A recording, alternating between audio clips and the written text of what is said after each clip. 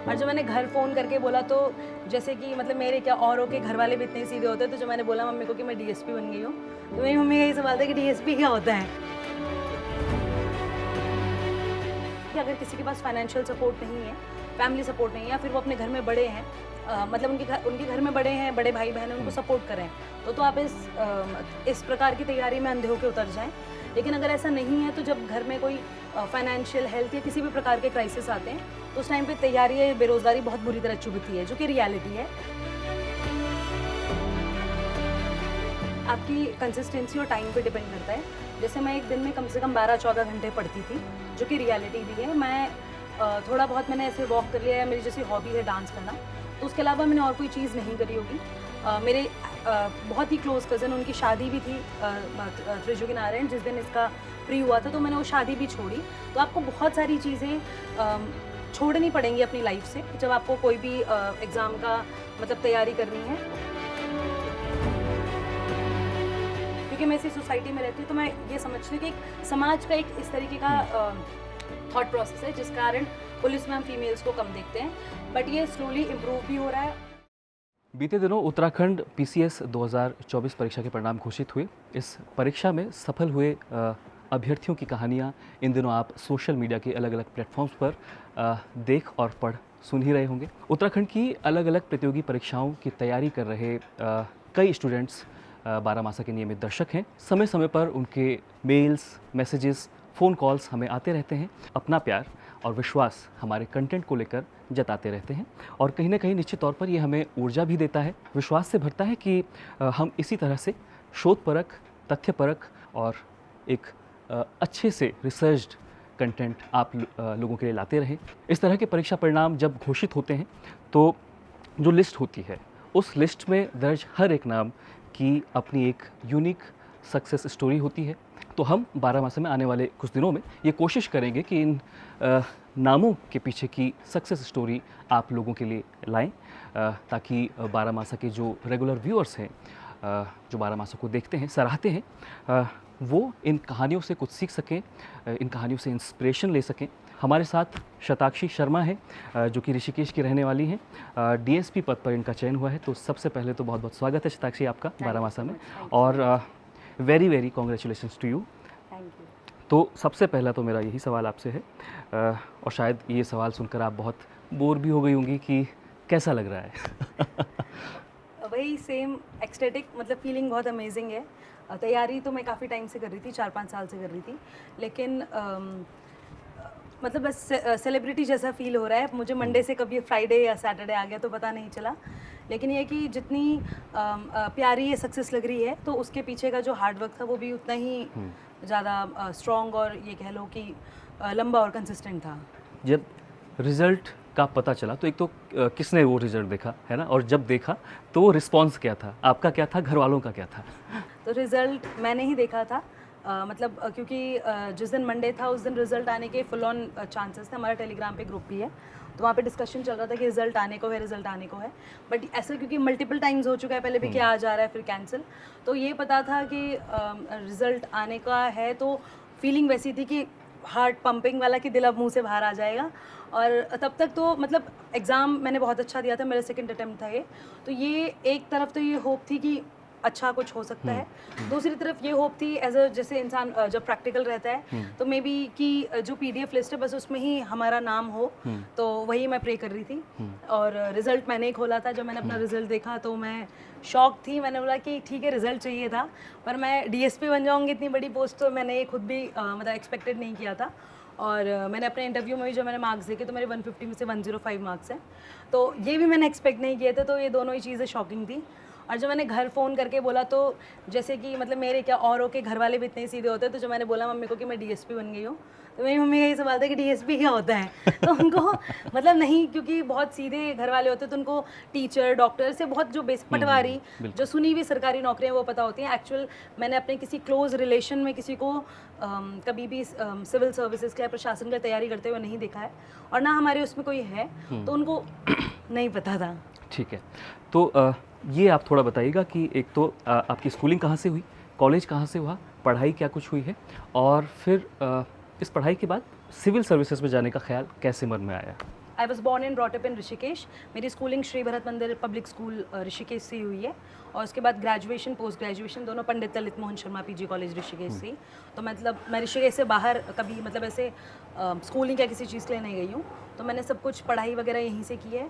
और मैंने school time से IAS, एडमिनिस्ट्रेशन, प्रशासन, ये सब शब्द सुन रखे थे, और ऑब्वियसली ये बहुत एक प्रेस्टिजियस जॉब है एटलीस्ट इंडिया में, तो सिविल सर्विसेज।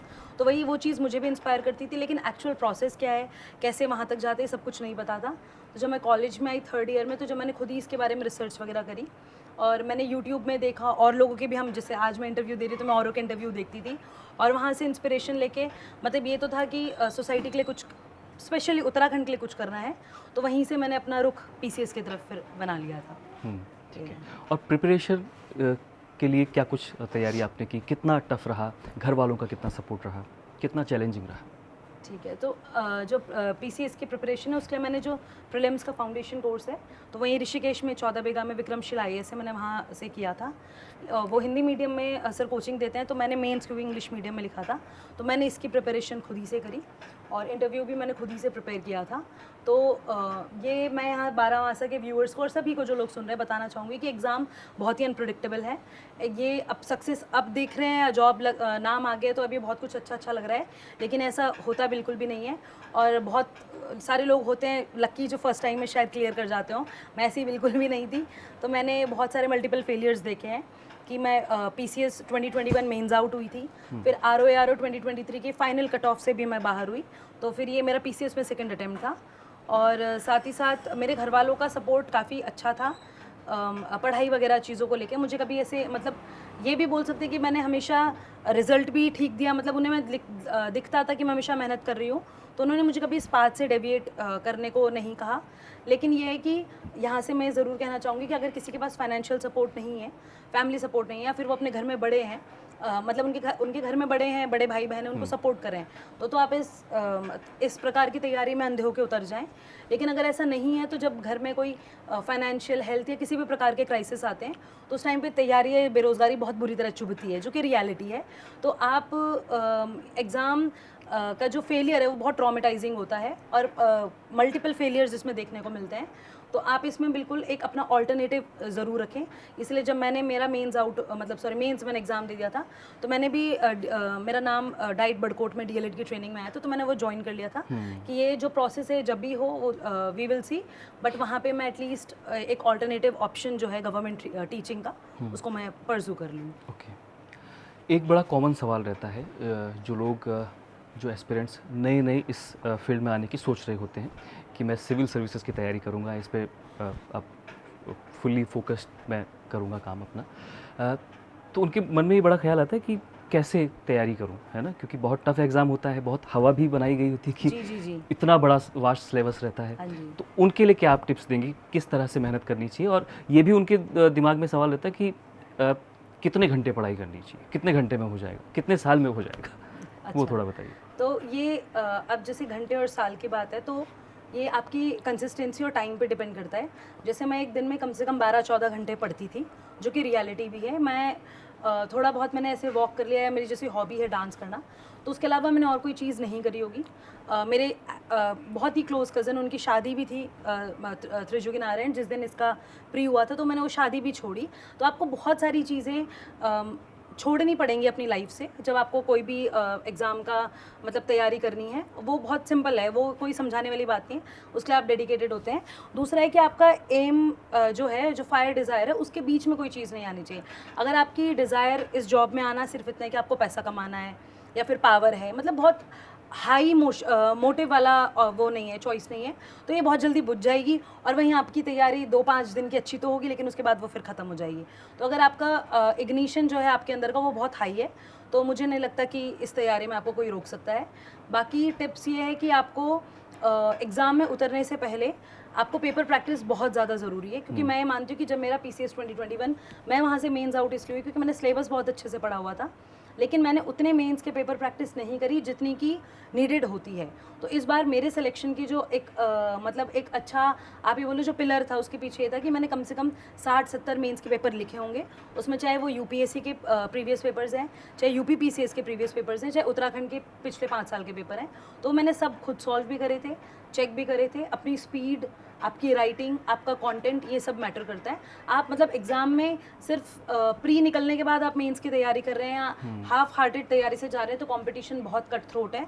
सिर्फ हम ही तैयारी करने वाले नहीं, पिछले जो इससे पहले पीसीएस में सिलेक्टेड हो गए हैं वो लोग, यूपी पीसीएस, इवन यूपीएससी के सिलेक्टेड लोग भी हमारे साथ इंटरव्यू दे रहे थे। तो आप कंपटीशन का लेवल समझ सकते हैं, बहुत नेक्स्ट है। तो जब आप तैयारी में जाएँ तो आप एटलीस्ट जो आपका सिलेबस है वो आपने इस तरीके से पी रखा हो कि आपको कोई उस मेरिट से बाहर ना कर पाए। कि अभी लास्ट में इस अपनी बात में आपने कुछ पॉइंट्स भी बताए कि स्पीड का बड़ा अहम रोल होता है, टाइमिंग का होता है, राइटिंग का होता है। तो उसके लिए क्या कुछ किस तरह से प्रैक्टिस की जानी चाहिए, क्या कुछ स्मार्ट स्ट्रेटजी अपनाई जानी चाहिए? जो बच्चे यूपीएससी की तैयारी कर रहे हैं वो यूकेपीएससी भी साथ साथ दे सकते हैं, सिलेबस अलाइंड है। तो आपको मैंने वही विजन के नोट्स प्रिपेयर करे थे। स्पीड और राइटिंग के लिए ये होता है, राइटिंग तो मेरी तो राइटिंग बचपन से अच्छी है क्योंकि मेरी मम्मी ने मेरे बहुत हाथ तोड़े हैं। लेकिन ये कि अगर किसी की राइटिंग अच्छी नहीं है तो बार बार लिख के, वहाँ पे कोई राइटिंग कंपटीशन नहीं है, बट राइटिंग इतनी होनी चाहिए कि वो क्लीन हो, वो नीट हो और वो रीडेबल हो कि सामने वाला उसको पढ़ ले। और स्पीड बहुत ज़्यादा ज़रूरी है, जैसा आपने सर क्वेश्चन पूछा, क्योंकि एक क्वेश्चन को सॉल्व करने के लिए एटलीस्ट 7 या 8 मिनट का टाइम मिलता है। हाँ। इससे ऊपर टाइम नहीं होता। उसी 7-8 मिनट में आपको अपनी राइटिंग भी मेंटेन रखनी है, स्पीड भी रखनी है, कंटेंट की क्वालिटी भी अच्छी हो और साथ ही आपका आंसर ऐसा हो कि आपके आगे वाले और आपके पीछे वाले से तो एटलीस्ट आपने वो आंसर अलग लिखा हो। तो इतनी सारी चीज़ें तभी पॉसिबल है जब आपकी ब्रेनस्टॉर्मिंग बहुत अच्छी होगी। तो मेंस के टाइम पे आप जब कंसिस्टेंटली पेपर सॉल्व करेंगे, साथ ही साथ कोई भी जो एस्पिरेंट है वो अपने आप को हमेशा ब्रेनस्टॉर्मिंग मोड में डाल के रखे कि आप कोई भी वर्ड देखते हैं तो उस वर्ड को देखते ही आपके दिमाग में 50 तरीके की जो इन्फॉर्मेशन है वो घूमनी शुरू हो जानी चाहिए। कि अगर आप ग्लोबलाइजेशन वर्ड देख रहे हैं तो ग्लोबलाइजेशन की डेफिनेशन, एक्चुअल में ग्लोबलाइजेशन में चीज़ें हो क्या रही हैं, कोई उससे रिलेटेड रिपोर्ट है, कोई एग्जाम्पल है, तो दिमाग मतलब हमेशा स्विच ऑन मोड में हो, तो वो बहुत हेल्पफुल करता है। ब्रेनस्टॉर्मिंग बहुत इंपॉर्टेंट है। ब्रेनस्टॉर्मिंग के साथ साथ कंसिस्टेंट पेपर प्रैक्टिस इंपॉर्टेंट है। और कई लोग प्री भी निकाल लेते हैं, मेंस में निकाल लेते हैं और फिर इंटरव्यू में बड़ी प्रॉब्लम हो जाती है। तो इंटरव्यू में क्या कुछ किस तरह से प्रिपेयर करना चाहिए वो थोड़ा बताइए। और आपने भी इंटरव्यू दिया ही होगा तो हाँ जी। अगर इफ़ यू कैन से, मतलब है ना कि हाँ क्या कुछ सवाल पूछे गए? अच्छा हाँ, ठीक है। वो थोड़ा। तो जो मेरा इंटरव्यू का बोर्ड था वो नंदी राजू मैम का बोर्ड था। और सबसे पहली चीज़ मैं बोलना चाहूँगी कि मेरी तरह भी बहुत सारे एस्पिरेंट्स टेलीग्राम से जुड़े होते हैं और हमारे साथ अधिकतर प्रीवियस एस्पिरेंट्स बहुत सारे होते हैं जिनका या तो फाइनल में वो आउट हुए हैं या वो ऑलरेडी सिलेक्टेड हैं। तो वो एक प्री कंसीव्ड नोशंस सबके लिए दिए रहते हैं कि ये वाला जो बोर्ड है वो बहुत स्ट्रिक्ट है, ये वाला बोर्ड ऐसा है, इससे इतने मार्क्स मिलते हैं, वो मार्क्स नहीं देते, या कुछ भी जितनी पर्टिकुलर इन्फॉर्मेशन। तो मैं पहले बोलूँगी कि वो प्री कंसीव्ड नोशंस को आप छोड़ दें। आप हर किसी इंसान से उस प्रकार से मिले न्यूट्रल, जैसे हम फर्स्ट टाइम मिलते हैं। अगर हम ऑलरेडी एक प्री थॉट आपके बारे में बना के रखेंगे तो मेरा एटीट्यूड ऑटोमेटिकली वैसा फॉर्म हो जाएगा आपके बारे में। तो वो प्री कंसीव नोशंस आप ना लेके जाएं किसी के लिए भी। आप किसी भी बोर्ड में अगर आप इंटरव्यू दे रहे हैं। दूसरा ये इंपॉर्टेंट है कि कॉन्फिडेंस बहुत ज़्यादा ज़रूरी है और कॉन्फिडेंस के साथ साथ इंटेग्रिटी ज़रूरी है। सबको पता है कि बोलते हैं कि everything under the sun is a syllabus of civil service, क्योंकि सिलेबस इतना वास्ट है, सब कुछ आपको किसी भी ह्यूमन को आए पॉसिबल नहीं है। फैक्चुअल तो बिल्कुल भी पॉसिबल नहीं है कि कुछ चीज़ें हमेशा ऐसी होंगी जो किसी ना किसी से छूट जाएंगी, उसको नहीं आती होंगी। लेकिन वहाँ पे आपकी इंटेग्रिटी, ऑनेस्टी काम करती है कि अगर आपको आता है तो आप उसको एक्सेप्ट करके बोलेंगे हाँ मुझे आता है, और अगर मुझे नहीं आता है तो वो भी मैं बहुत ही पोलाइटली एडमिट कर लूँ कि I am unable to recall at this moment. तो वो इसलिए इंपॉर्टेंट होता है कि आप कल के दिन अगर आप किसी पोजीशन पे जाते हैं तो अगर आपके पास कोई इन्फॉर्मेशन नहीं है तो आप सामने वाले पब्लिक को आप घुमाएंगे फिराएंगे नहीं, आप उसे ऑनेस्टली एडमिट करेंगे। तो ये चीज़ है। साथ ही साथ जो आपका डैफ है, बेसिकली जैसे मेरी ग्रेजुएशन थी, पोस्ट ग्रेजुएशन थी, जो भी उसके सब्जेक्ट्स थे वो आपको अच्छे से कवर करने हैं। वो अंडरस्टूड है कि आप जिस फील्ड से आ रहे हैं, मैं एमएससी फिजिक्स हूँ तो मुझे वो उसके बारे में, अब फिजिक्स वो नहीं है कि वहाँ पे आपको कोई सॉर्डिंगर इक्वेशन सॉल्व करवा रहा है, बट फिजिक्स के जो बेसिक टर्मिनोलॉजीज़ हैं उससे आप अवेयर होने चाहिए। दूसरा, उत्तराखंड है तो उत्तराखंड के बारे में आपको सब कुछ पता होना चाहिए जब आप यहाँ सेवा देनी है। करंट में आपके यहाँ क्या चल रहा है, even not in India, just not in the state but also at the international level, क्योंकि मुझसे इंटरनेशनल रिलेशंस पे भी क्वेश्चन पूछे गए। एक चीज़ और मैं मेंशन करूँगी कि मेरे को ये बोला था कि उत्तराखंड जो मतलब पब्लिक सर्विस कमीशन है वो किसी भी एस्पिरेंट की हॉबी से बिल्कुल इंटरेस्टेड नहीं रहता, या यूपीएससी जैसे इंटरव्यू नहीं है, कोई किसी को किसी से मतलब नहीं। पर मुझसे मेरी हॉबीज़ पूछी गई। मेरी हॉबीज़ है डांस करना, और मैं कल्चरल डांस बहुत ज़्यादा पसंद करती हूँ, तो उस तरीके के नाटी, तांदी, छोलिया, तो ये सब मुझसे पूछे। कुकिंग, मतलब उन्होंने मेरी हॉबीज़ पे भी उतना फोकस किया, तो ये सब चीज़ें भी वो कंसिडर करते हैं। तो आप अपना डैफ अच्छे से प्रिपेयर करें, साथ ही साथ आप अपना जो करंट है, जो भी प्रेजेंट सिनेरियो चल रहा है उसको, और आपका सिचुएशनल एनालिसिस बहुत अच्छा होना चाहिए। मुझसे इंटीग्रेशन के वहाँ पे 2-4 फॉर्मूले पूछे गए थे, मुझे नहीं याद थे, 2017 में मैंने 12th की है, तो अब वो नहीं है ओके। मुझे रिकॉल। तो लेकिन इंटीग्रेशन समाकलन जो मैथ्स में होता था? मैथ्स में होता है इंटीग्रेशन, तो वो फैक्चुअल इन्फॉर्मेशन है, तो वो नहीं, मैं एमएससी फिजिक्स से, तो फिजिक्स में प्रिपेयर करके गई, मैथ्स मैंने उतना नहीं टच किया था। बट जो आपके सिचुएशन वाले क्वेश्चंस है कि कल के दिन यहाँ पे इनकेस अनफॉर्चुनेटली यहाँ ये फॉरेस्ट फायर हो जाती है, ये हो जाता है, आप वहाँ क्या करेंगे, आपको यहाँ का एसडीएम बना दिया जाए तो आप यहाँ क्या करें, मतलब जो सिचुएशन वाले क्वेश्चंस है जहाँ आपका माइंड सेट या आपका जो प्रेजेंस ऑफ माइंड है वो चेक होता है, वो आपके गलत नहीं होने चाहिए। तो 40 मिनट का क्वेश्चन इंटरव्यू था मेरा। इंटरव्यू में मुझसे इंटरनेशनल रिलेशंस पूछा गया, मुझसे उत्तराखंड की ज्योग्राफी पूछी, जो पॉलिटी है, फंडामेंटल राइट्स, इन सब पे भी वहाँ पे डिस्कशन हुआ। उसके अलावा मेरे पैर पे उस टाइम एक्सीडेंट हो रखा था, तो मेरे बोन फ्रैक्चर से रिलेटेड, फिर उत्तराखंड की हिस्ट्री से रिलेटेड, उसके अलावा उन्होंने जो मैं आपको बता रही हूँ मेरी हॉबीज से रिलेटेड ये सब क्वेश्चन पूछे, और पर्सनालिटी से रिलेटेड, स्वॉट एनालिसिस, बहुत सारी चीज़ें टच करी। फिजिक्स पे आए, फिजिक्स के भी क्वेश्चन पूछे, वो सब मैंने टैकल करे। सिर्फ वो 2-4 ही थे कि जो इंटीग्रेशन मैं नहीं बता पाई, तो मुझे वहीं से लगा था कि अगर कुछ ऊपर नीचे होंगे 2-4 नंबर तो वहीं से होंगे, बट नंबर अच्छा है, 105 नंबर है। तो मैं भी ये समझती हूँ कि वो इंटेग्रिटी और सिचुएशनल एनालिसिस को, पर्सनालिटी को ज़्यादा प्रेफरेंस देते हैं as compare to factual presence information. Of mind वगैरह, है ना?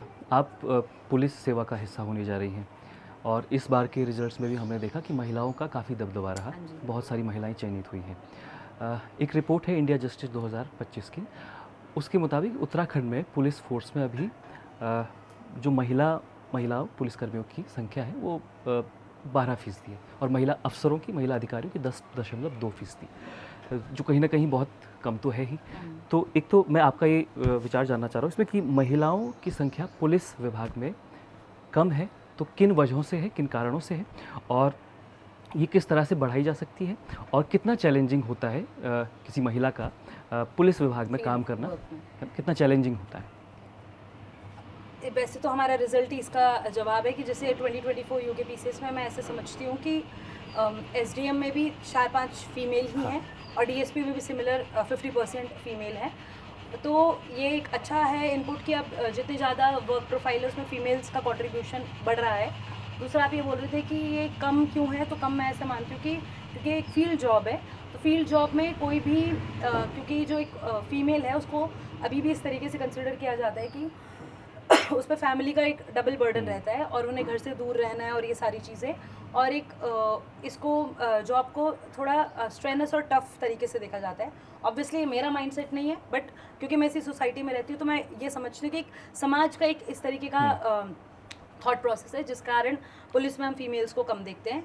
बट ये स्लोली इम्प्रूव भी हो रहा है, और मैं ऐसे बहुत सारे पुलिस ऑफिसर्स को भी जानती हूँ उत्तराखंड से, जैसे अभी आईपीएस निवेदिता कुकरेती मैम है, उनका भी लेटेस्ट प्रमोशन भी हुआ है आईजी पे। तो वो ये लोग हमारे लिए बहुत इंस्पिरेशनल है कि अपना वर्क लाइफ बैलेंस इतने अच्छे से मेंटेन कर रहे हैं और उत्तराखंड को आगे ले जा रहे हैं। चैलेंजिंग ऑफ कोर्स है क्योंकि एक तो ये फिजिकल स्ट्रेनस फील्ड होती है, और फीमेल पे एक डबल बर्डन भी रहता है, फैमिली का भी और वर्क लाइफ का भी। मैरिड वुमेन को लेके फिर आपका मैटरनिटी हो गया, चाइल्ड, ये सब चीज़ें। बट मैं मानती हूँ कि सोसाइटी भी धीरे धीरे चेंज हो रही है, मल्टीपल चेंजेस हैं। मैं जिस थॉट प्रोसेस से आती हूँ, जो मेरी वाली जनरेशन आती है एटलीस्ट, तो यहाँ पे अगर कोई भी पार्टनर है या कोई भी किसी भी टाइप की रिलेशनशिप में, तो वो इक्वली कॉन्ट्रीब्यूशन वाले थॉट प्रोसेस है। मुझे लगता है आप भी और हम लोग इस तरीके से आते हैं, तो स्लोली ये सब चीज़ें चेंज हो रही हैं। और साथ ही साथ मल्टीपल एग्जांपल्स भी इतने अच्छे अच्छे जो पुलिस लाइफ में फीमेल ने सेट किए हैं, तो होपफुली हम उस चीज़ को फॉलो करेंगे। तो बहुत बहुत शुक्रिया शताक्षी, हमें अपना वक्त देने के लिए, बारामासा से बातचीत करने के लिए।